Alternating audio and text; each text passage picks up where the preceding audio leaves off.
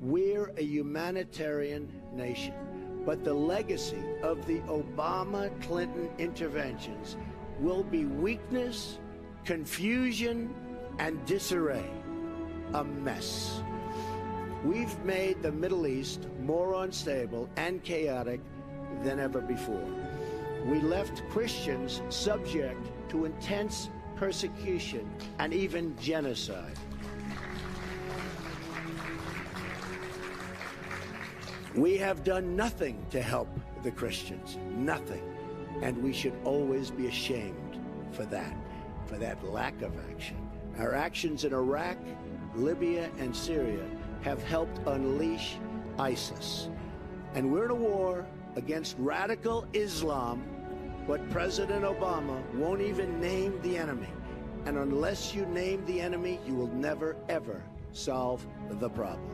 We are going to protect Christianity, and if you look what's going on throughout the world, you look at Syria, where if you're Christian, they're chopping off heads. You look at the different places, and Christianity, it's under siege.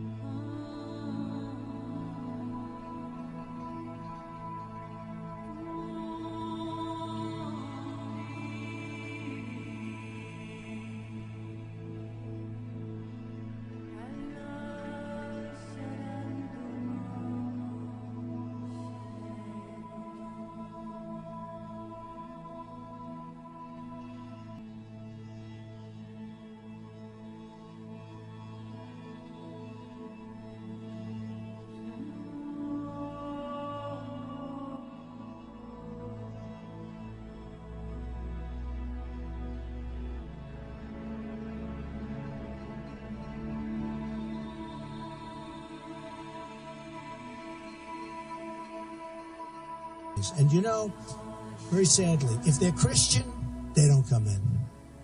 Okay? If they're Christian, they don't come in. And before this whole mess, if you were in Syria 2, 3, 4 years ago, one of the top experts told me this on borders and on the military. I mean, this is a real guy that really understands what's going on. He said, you know, Mr. Trump, first time I heard it, he said, if you're from Syria and if you're Muslim, it's very easy to come into the United States, one of the easier places.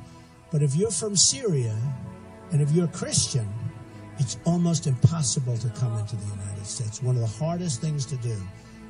I never forgot it. That was 3 years ago, he told me, 3.5 years ago. I never forgot what he said. Because Christianity is under siege, folks. Whether you want to hear it or not, it's under siege. And we've got to reverse it. But if you were from Syria 3 years ago, 4 years ago, 3.5 years ago, you wanted to come into this country, if you were Christian, one of the hardest places on earth to come into the United States was a Syrian who happened to be Christian. Something wrong. And they're the ones that really needed the protection more than anybody else. It's all going to change. It's all going to change.